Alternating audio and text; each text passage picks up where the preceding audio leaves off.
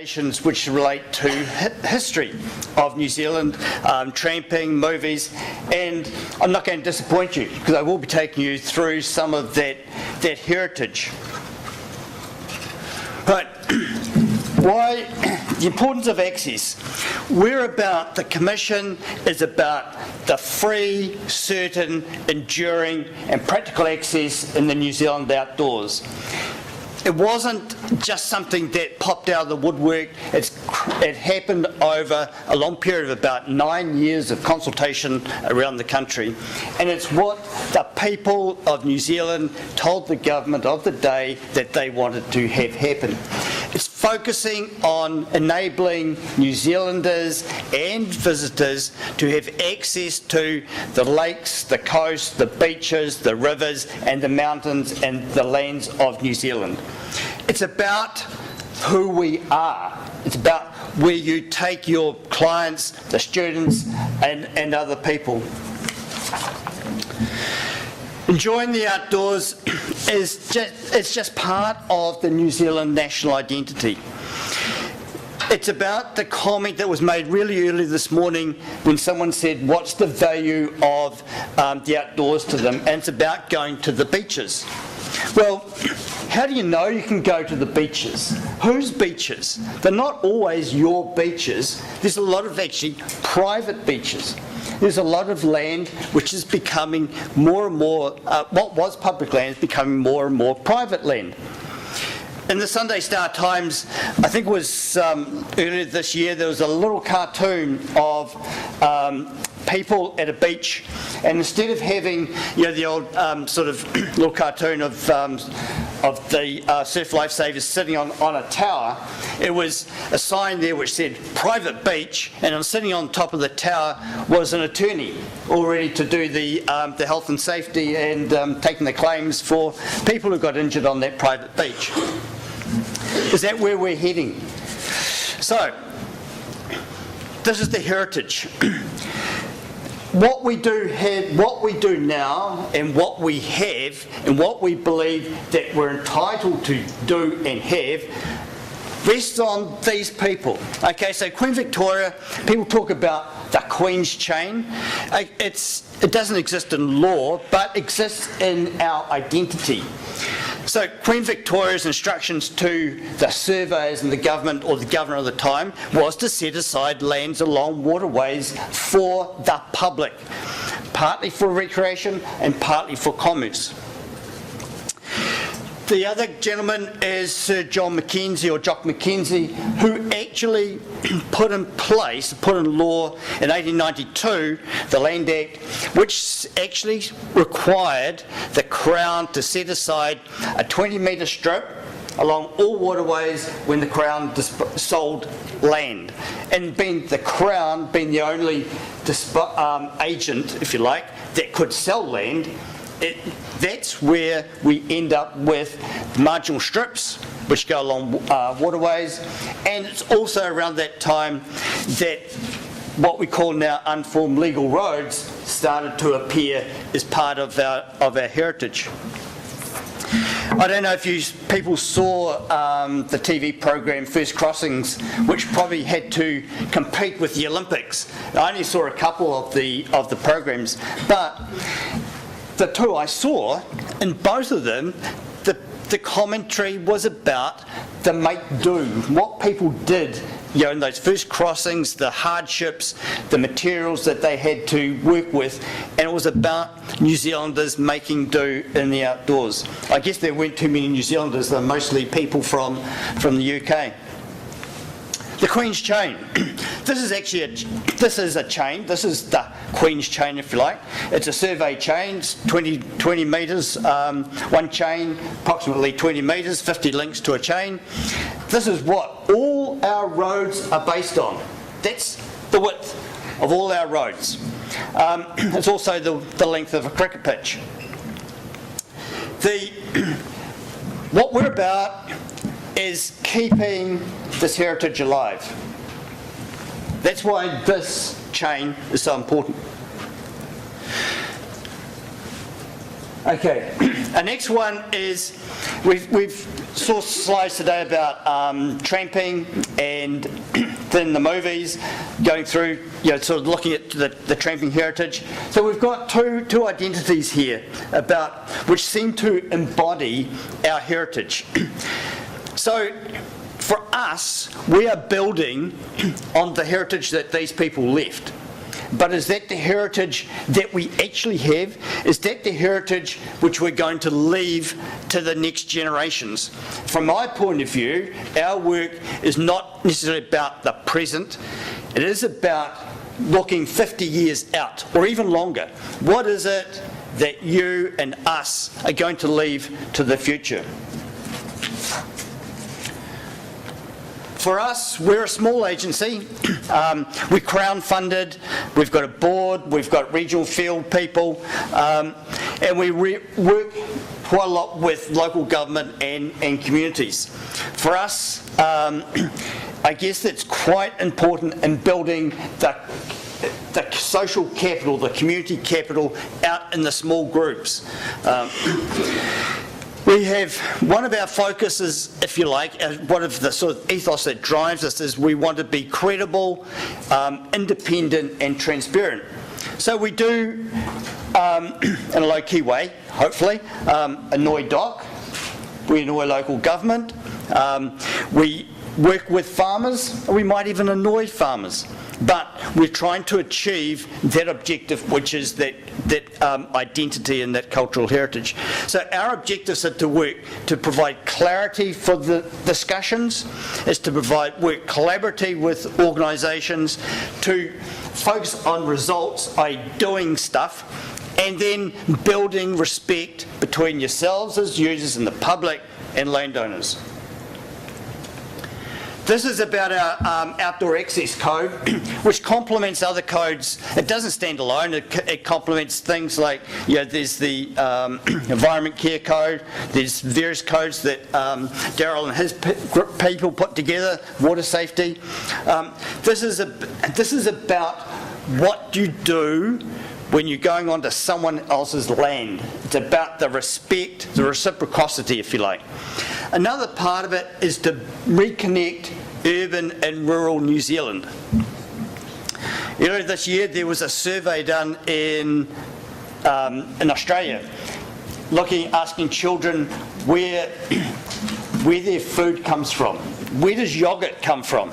Yogurt comes from a supermarket, according to most respondents.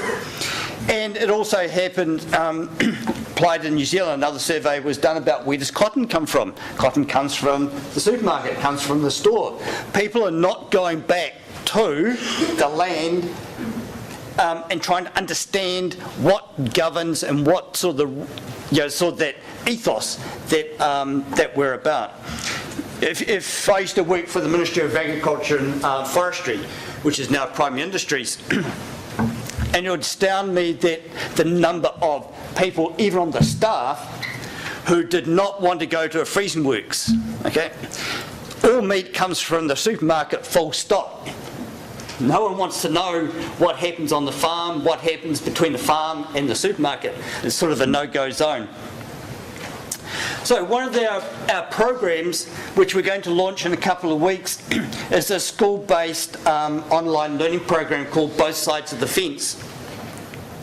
It's a digital resource for schools, for students, and it's aimed at the late primary to intermediate and probably very early secondary for teachers to work with students to try and enable them to appreciate and understand what it means when they're going to visit the land of other people. And it covers what you do if you've got dogs, if you're going to cross, say, if you're going to a marae or crossing Maori land, fires, unformed legal roads across farmland. So we've got 5 scenarios at the moment. It's infinitely expandable, but it's something that I believe organisations represented in this room could well link into. If you want to, so I'm in cell mode at the moment, And if you really think that there's something in here that you could link into, then come and talk to us. We've paid for the base work, if you like, the foundation for it, so now it's the incremental cost of adding new scenarios. The next big project, and some of you hopefully will have used this, is our online walking access mapping system, which provides, it's a national system which provides topographic, aerial imagery and all the land sort of ownership, not the owners' names, but tells you what land is public land and what's private. This is our biggest project by far. It's an investment of probably now $1.5 million, and it covers the whole country. It's free. You can go into it, use the information. It's the most accurate information that's available in the country in respect of land ownership. And why it's accurate is because we take it directly from Land Information New Zealand, which holds the base data about ownership. So we are launching, we've done a second variation which we're launching on Tuesday. And the features that are coming up now are in response to feedback we had last year. So first of all, it's been made mobile friendly. You'll be able to use it on smartphones and iPads. It's actually up and running now, at least it's in test mode until Tuesday. You can most welcome to have a play with it over the weekend, have a look. This will be a great feature of this system.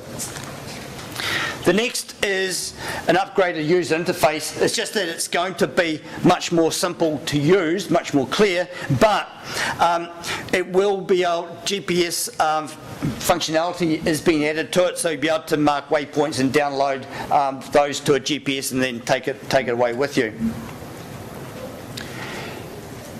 Our next big feature is a partnership information portal, and we're working with about half a dozen organisations at present, so that any organisation in this room who has data relating to recreation in the outdoors can upload that information onto our mapping system. It will be pinpointed to the sites. You can provide information about an organisation, any information, photos, and advice that you might want to give to other users.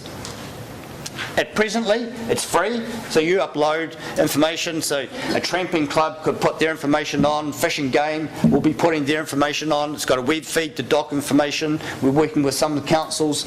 You put all that together, and you've actually got a really big and rich mix of public and private information.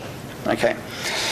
It's probably going to be, hopefully, the biggest and most sort of significant website that relates to sort of giving everyone information that's public and private in the one place and covering the whole of New Zealand.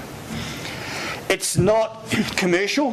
We're not taking advertising, so it's not about sort of people putting up adverts for an organisation or a business. It's actually providing information to the public to use. That's it. Now, so I think we've probably captured some of the time. But this slide is really, really important because it's not about just the end of the presentation, but the landowner in this place, and many of you will probably recognise it, has the most people crossing his land in any place in the country outside of a national park. This gives access to a national park. I would bet that not one person of the 60 to 80,000 people who travel up this valley, walk this valley every year, knocks on the door and asks for permission. I know I haven't, and I've been up it a few times. You just go. You just go because that's what people have always done. So for 4 generations, the Aspinalls in Matokitoki Valley have enabled people to use their land to get to public land.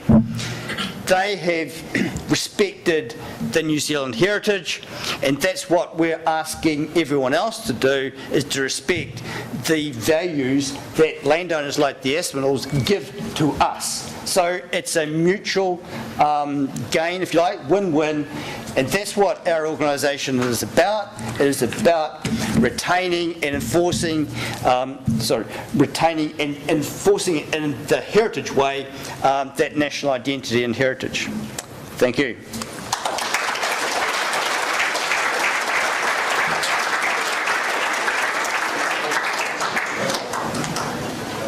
Thanks, Mark. Right. Change the time. You've put us back on track. Thank you. Great. Well, everyone, good work. Good days listening, talking and discussing and everything. I think we're roundabout back on track. Is it about 5:30-ish? Sounds like drink o'clock time to me. I'm sure you don't need me to summarise everything that's going on today. I know that some of the discussions were very, very good. I popped into one where there were so many people in the room. There were people sitting on the floor and climbing walls and blocking doorways and all sorts of things. So I know there's been some pretty spectacular responses to some of those discussions. I know that Ihi was great, squeezing himself in there for 20 minutes and like about an hour and a half presentation I'm sure he had up his sleeve. And everybody that's presented today, thank you very much. As I said before, all the people that involved themselves in discussions, that's, I appreciate that as well. That's what we're all here for. This isn't supposed to be a whole bunch of lectures. It's supposed to be a forum where we all air our views and come up with new ideas. The next couple of things, if you all get out your smartphones, you can load up Mark's mobile mapping system and find your way to the awards dinner tonight. And if you don't do that, it's straight down the road. When you hit the sea, turn right, and it's at the Max Brewery. Okay, that's starting at 7 o'clock. It says in your guide 7:30. The doors open at 7, and I think dinner's starting at 7:30. So don't try to be there before then. In the meantime, in your lanyard things at the back, you should have a little green ticket. That gets you a free drink downstairs. So, yeah, last one down there buys the last drinks, you know. Tomorrow morning, we're going straight into the discussion groups. But we're having tea and coffee is going to be available down in that main room from 8:15, and then the first groups are all splitting up and starting at 8:55, I think. And as of at the moment, there are no changes to them all tomorrow. They were all done and dusted today. So thank you all for your attendance, your attention and your participation. Thanks all for coming to Wellington for a first day of our forum. And we'll see you all downstairs in a few minutes.